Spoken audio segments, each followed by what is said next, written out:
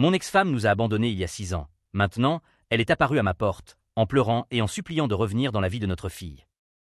J'ai presque été dupé, jusqu'à ce que sa sœur me raconte la cruelle vérité. Un peu de contexte. Avant de raconter ce qui a bouleversé ma vie, j'ai 30 ans et je suis père célibataire de ma fille de 16 ans depuis 6 ans. Elle est la lumière de ma vie et je l'aime plus que tout. Je l'ai élevée seule depuis que sa mère, mon ex-femme de 31 ans, nous a abandonnés quand ma petite avait 10 ans. Elle est partie avec un autre homme, son mari actuel de 40 ans, et n'a jamais regardé en arrière. Elle n'a même pas dit au revoir à notre fille ou à moi. Elle a juste laissé une note disant qu'elle était désolée, mais qu'elle avait trouvé son véritable amour et qu'elle voulait commencer une nouvelle vie avec lui. Elle disait qu'elle ne voulait plus être mère ni épouse et qu'elle ne s'était jamais engagée à cela.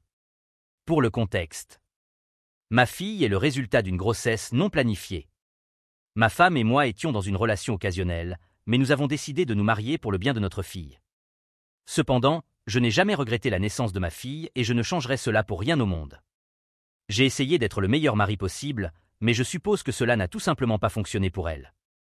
Dans la note qu'elle a laissée, elle disait qu'elle espérait que nous serions heureux sans elle, que j'étais un père formidable et qu'elle savait que je prendrais soin de notre fille. Elle a également laissé les papiers de divorce déjà signés. Elle ne demandait pas de pension alimentaire ni de part de nos biens matrimoniaux et ne réclamait aucun droit sur notre fille. J'étais dévasté et le cœur brisé. Je ne pouvais pas croire qu'elle ferait une chose pareille. Nous étions mariés depuis 10 ans et je pensais que nous étions heureux, ou du moins je le croyais. Nous issues rencontres à l'université et bien que nous ayons eu une relation occasionnelle, c'était du et amusant. Nous nous sommes mariés peu après avoir découvert la grossesse et j'étais ravi quand ma fille est née. Elle était le plus beau bébé et je pensais que nous étions tous les deux satisfaits de la façon dont les choses s'étaient déroulées.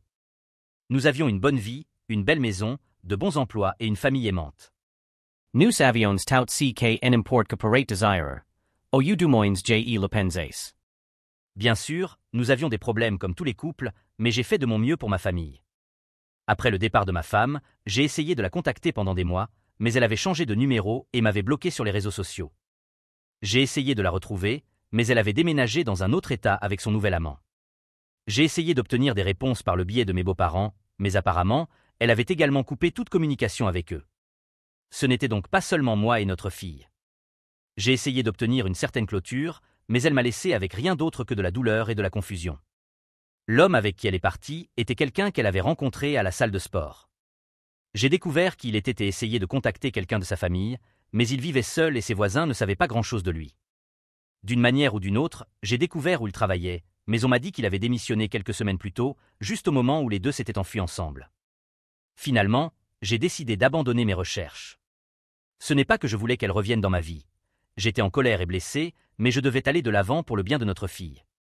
Elle était trop jeune pour comprendre ce qui s'était passé, mais assez intelligente pour remarquer que sa maman était partie. Elle m'a demandé où elle était et quand elle reviendrait. Elle pleurait et me suppliait de la ramener. Elle disait qu'elle lui manquait et qu'elle l'aimait. J'espère qu'aucun parent n'aura jamais à vivre la douleur de voir son enfant dans cet état. Cela me brisait le cœur de la voir ainsi. Je ne savais pas quoi lui dire. Je ne voulais pas lui mentir, mais je ne voulais pas non plus la blesser. J'ai décidé de lui dire la vérité, mais d'une manière qu'elle pourrait comprendre. Je lui ai dit que maman était partie parce qu'elle était malheureuse et qu'elle voulait être heureuse. Je lui ai dit que maman avait trouvé un nouvel ami qui la rendait heureuse et qu'elle voulait être avec lui. Je lui ai dit que maman l'aimait toujours, mais qu'elle ne pouvait pas être avec elle pour le moment. Je lui ai dit que papa l'aimait beaucoup et serait toujours avec elle. Je lui ai dit que nous nous en sortirions tous les deux. Au début, elle ne l'acceptait pas. Elle me demandait toujours chaque jour où était sa maman. Elle pleurait toujours et se cramponnait à moi chaque nuit. L'école était très difficile parce qu'elle voyait d'autres enfants avec leur maman. Et tu sais comment sont les enfants. Nous vivons dans une petite ville et la nouvelle que ma femme nous avait quitté est répandu, comme un traînée de poudre. Certains enfants avaient dû entendre leurs parents en parler, et ma fille a dû entendre toutes sortes de commentaires inutiles. J'ai été forcé de déménager dans un nouveau quartier et de la mettre dans une nouvelle école pour la protéger. Cela a pris beaucoup de temps, mais finalement, elle a commencé à guérir. Peu à peu, elle a cessé de demander après sa maman. Peu à peu, elle a cessé de pleurer et d'exiger de dormir dans mon lit. Elle a commencé à accepter que sa maman était partie et ne reviendrait pas. Cela a demandé beaucoup d'efforts, mais je crois qu'elle a réalisé qu'elle n'avait rien fait de mal et que ce n'était pas de sa faute. Elle a compris qu'elle n'était pas abandonnée et qu'elle n'était pas sans amour. Nous ne parlons jamais de sa maman. Et je me suis senti bien en tournant la page de ce chapitre de nos vies. Récemment, elle a même commencé à me dire de trouver une petite amie et fait des blagues sur le fait que je serais éternellement célibataire. Je suis très fier d'elle et de sa force. J'ai travaillé dur pour lui offrir un bon foyer et une bonne éducation. J'ai toujours soutenu ses intérêts et encouragé ses talents. J'avais peur qu'elle soit de nouveau déçue, alors depuis que sa maman est partie il y a 6 ans, je n'ai jamais fréquenté personne ni même pensé à le faire. Parfois, la compagnie me manque, mais les besoins de ma fille sont plus importants que les miens, et je ne prévois pas de sortir avec quelqu'un avant qu'elle soit beaucoup plus âgée. Nous avons un bon vie. Même si nous n'y sommes que deux. Cela ne nous donne jamais l'impression de manquer de quelque chose. J'ai aussi le soutien de ma famille, et ma fille est absolument adorée et choyée par ses grands-parents, sa grand-mère et ses oncles. Voici comment tout a mal tourné. La semaine dernière, ma belle-mère de 55 ans, appelons-la Judith, est apparue chez moi sans prévenir ni invitation. Elle n'avait jamais fait partie de notre vie depuis que sa fille nous avait quittés. Même lorsque j'étais encore marié, Judith pouvait à peine cacher son mépris pour moi parce qu'elle pensait que je n'étais pas assez bien pour faire partie de leur famille, parce que je ne venais pas d'une famille riche et que j'avais un emploi manuel. Elle n'avait jamais appelé ni rendu visite, ni envoyé une carte ou un cadeau pour les anniversaires de ma fille. Elle n'avait jamais montré aucun intérêt ou souci pour sa petite fille. Elle ne s'était jamais excusée, expliquée ou assumé aucune responsabilité pour les actions de sa fille. Elle n'avait jamais rien fait pour nous, mais elle avait l'audace de se présenter à ma porte et de faire comme si je lui devais une grande dette. Honnêtement, je ne l'avais même pas reconnue quand je l'ai vue, car cela faisait si longtemps. Elle a dû se présenter pour que je comprenne enfin qui elle était.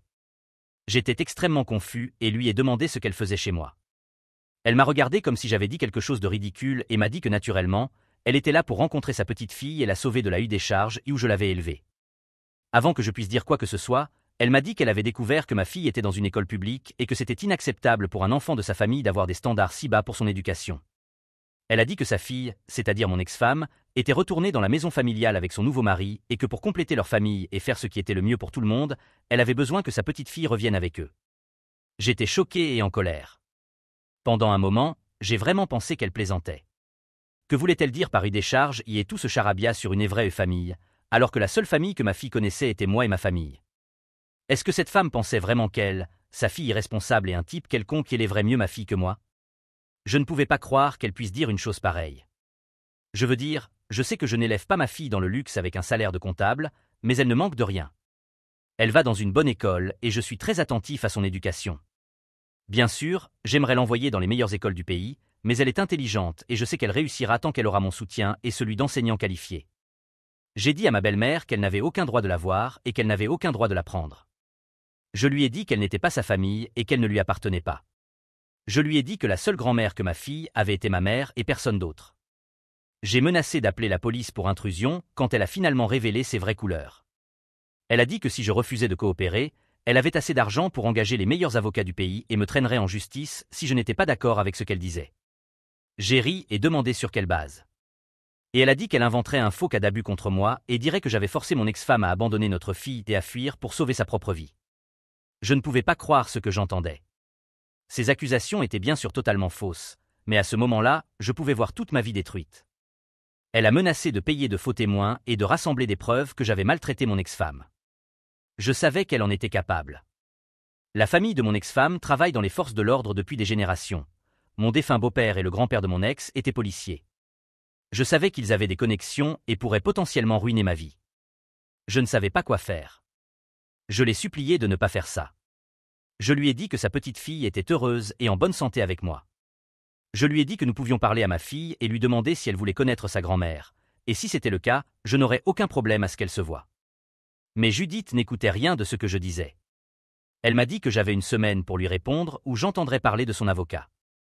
J'étais encore en train de tout traiter quand elle a fait quelque chose d'encore plus fou que je n'aurais pu l'imaginer. Elle m'a offert de l'argent pour lui laisser ma fille. Elle a dit que si je ne voulais pas tous les désagréments et les frais de justice et d'avocat, nous pourrions régler cette affaire plus simplement. Quand j'ai demandé ce qu'elle voulait dire, elle m'a offert un demi-million de dollars et a dit que si je prenais l'argent et partais, personne ne serait blessé et je n'aurais plus jamais besoin de travailler de ma vie. Quand je me suis mis en colère et refusé son offre ridicule, son ton a complètement changé. Elle a dit qu'elle avait essayé d'être pacifique, mais si je voulais faire les choses de manière difficile, elle serait plus qu'heureuse de me satisfaire. Depuis lors, je suis un gâchis. Je ne savais pas où demander de l'aide. J'ai pensé à prendre un avocat, bien sûr, mais je me suis demandé à quoi cela servirait s'il prévoyait de fabriquer de faux éléments contre moi. J'avais peur de l'avenir parce que je savais quel genre de femme elle était, et en plus, les tribunaux ne sont jamais gentils avec les pères célibataires. Je ne voulais pas perdre ma fille.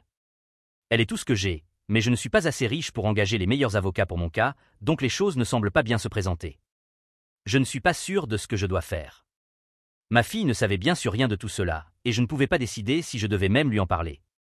Je ne pense pas qu'elle se souvienne de sa grand-mère. Je sais que l'idée de vivre avec elle est impossible, mais le fait est qu'elle est mineure et pourrait être enlevée de moi contre notre volonté. Puis j'ai eu une idée. Je savais que c'était risqué, mais c'était la seule chose que je pensais pouvoir faire dans les circonstances. Après une semaine à vivre dans une totale angoisse, j'ai appelé ma belle-mère et lui ai dit que je n'étais pas disposé à me battre contre un faux cas contre moi devant les tribunaux et que je n'avais aucun intérêt à prendre son argent parce que ma fille n'est pas un objet que je pourrais simplement échanger contre de l'argent. Je lui ai dit que ma fille n'avait aucun intérêt à rencontrer sa mère. C'était la vérité. J'avais parlé avec elle à ce sujet et elle avait clairement indiqué que la seule personne avec laquelle elle voulait rester était moi. La réaction de Judith était, eh bien, comme prévu. Elle m'a dit que ma fille en tant qu'enfant ne savait pas ce qui était dans son meilleur intérêt, mais que moi en tant que père je devrais le savoir mieux. Je lui ai dit que je savais exactement ce qui était le mieux pour ma fille et que je n'avais pas besoin de son avis à ce sujet. Elle m'a dit qu'elle serait à ma porte demain et que je devrais soit la laisser emmener ma fille avec elle, soit faire face aux conséquences. J'ai raccroché. Je savais déjà quoi faire. Le lendemain, elle était effectivement à ma porte, mais je n'étais pas là. J'étais chez mon voisin d'accent grave côté. Ma fille a ouvert la porte à Judith et, bien sûr, après un certain temps, j'ai vu la voiture de Judith s'éloigner. Je ne savais pas si ma fille était partie avec elle, mais je priais pour que les choses se passent comme je l'avais prévu et que rien ne se passe mal. Il était environ 11 heures du matin quand Judith est partie avec ma fille et à partir du moment où ils sont partis, j'attendais un appel que je savais que je recevrais éventuellement.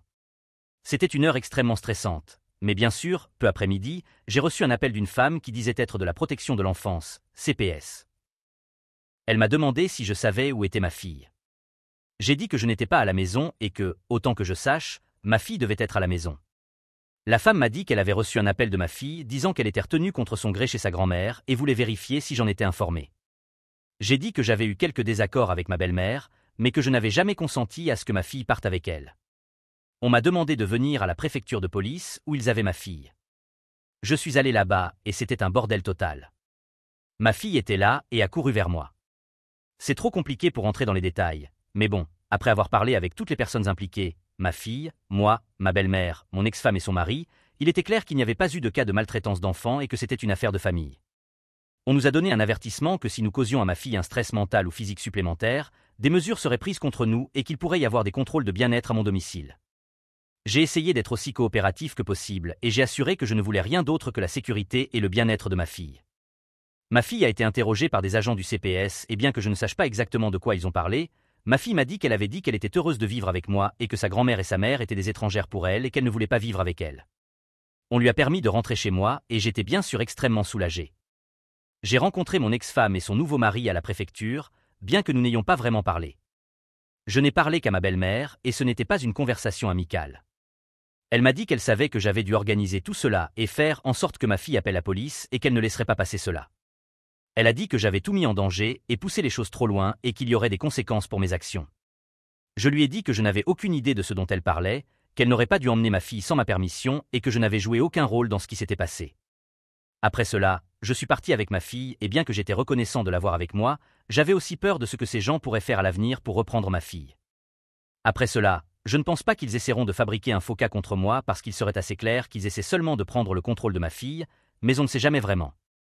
Mon ex-femme m'a rattrapé avant que je parte et a dit que j'étais une personne terrible et que ma fille devait connaître sa mère et sa grand-mère et que je les en privais. Initialement, je ne voulais pas échanger un seul mot avec elle, mais j'ai perdu mon calme. Je lui ai dit qu'elle n'était pas une mère et n'avait aucun droit de dire quoi que ce soit. Elle a dit qu'elle était une meilleure personne maintenant et voulait seulement être là pour notre fille. Je suis parti avant qu'elle ne puisse me manipuler davantage. Depuis, j'ai beaucoup réfléchi à ce qu'elle a dit. Suis-je vraiment un mauvais père ici, soit pour ne pas permettre à ma fille d'avoir une relation avec sa grand-mère et sa mère? Mise à jour 1. Salut à tous. J'ai essayé de lire tous vos commentaires et messages concernant mon post. Il y a certaines choses auxquelles je ne peux tout simplement pas répondre parce que je ne veux pas que quelqu'un de la famille de mon ex-femme tombe sur ce post et me cause des problèmes. La raison pour laquelle je poste sur Reddit est que je sais que je peux rester aussi anonyme que je le souhaite. Donc, j'ai de bonnes et de mauvaises nouvelles. Les bonnes nouvelles sont que Judith n'a causé aucun nouveau problème pour moi. Je suis toujours nerveux en attendant que quelque chose se passe, mais jusqu'à présent, tout va bien. Maintenant, les mauvaises nouvelles. Quelques jours après le grand incident, j'étais à la maison en train de préparer le dîner quand j'ai entendu la sonnette. J'ai regardé l'heure et c'était trop tôt pour que ma fille soit rentrée de l'entraînement de football. Je pensais que c'était probablement une livraison ou peut-être un voisin qui passait, alors je suis allé répondre. Mais ce que j'ai trouvé de l'autre côté de la porte n'avait rien de banal. Devant moi, avec les yeux pleins de larmes, se tenait mon ex-femme. J'aimerais plaisanter. Mon ex-femme, la seule personne que je n'avais jamais pensé revoir à ma porte. Dire que j'étais choqué serait un euphémisme. Je ne pouvais pas croire qu'elle était là, dans la maison où nous avions vécu ensemble après notre mariage, où nous avions ramené notre fille de l'hôpital, la même maison qu'elle avait quittée il y a toutes ces années. Pendant un moment, j'ai été transporté à l'époque où ma fille était bébé, à l'époque où nous étions encore ensemble et essayions désespérément de sauver notre mariage, avec elle devenant de plus en plus froide et distante chaque jour. Honnêtement, je ne savais pas qu'il était possible de traverser autant d'émotions à la fois et en si peu de temps. C'était fou. Mais l'émotion qui a émergé le plus fortement de toute ma confusion était la colère. J'étais extrêmement en colère contre elle. Je n'avais jamais eu de clôture pendant toutes ces années et là, elle se tenait devant moi.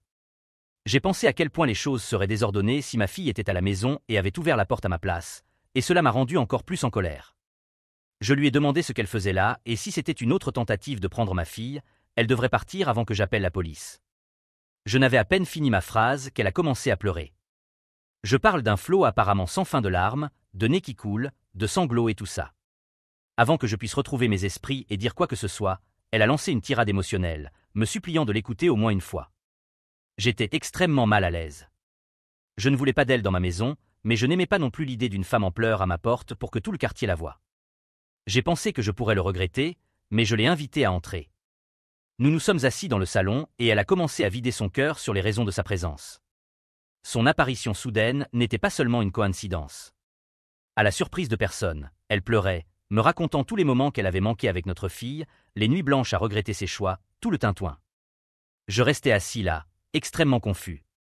Pourquoi maintenant, après toutes ces années?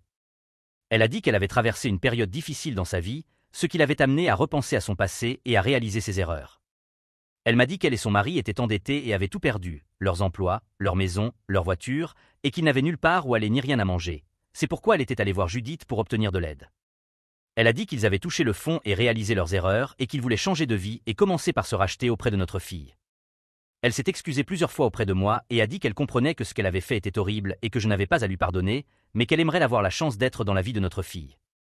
Elle a dit qu'elle prouverait qu'elle était une bonne mère pour notre fille et qu'elle essaierait de rattraper tout le temps perdu. Je lui ai dit que j'avais besoin de temps pour y réfléchir, mais que je ne pouvais rien lui promettre. Il était aussi temps que ma fille rentre de l'entraînement de football et je ne voulais pas qu'elle entre dans la maison et voie sa mère en pleurs. Alors je lui ai demandé de partir et heureusement, elle a accepté.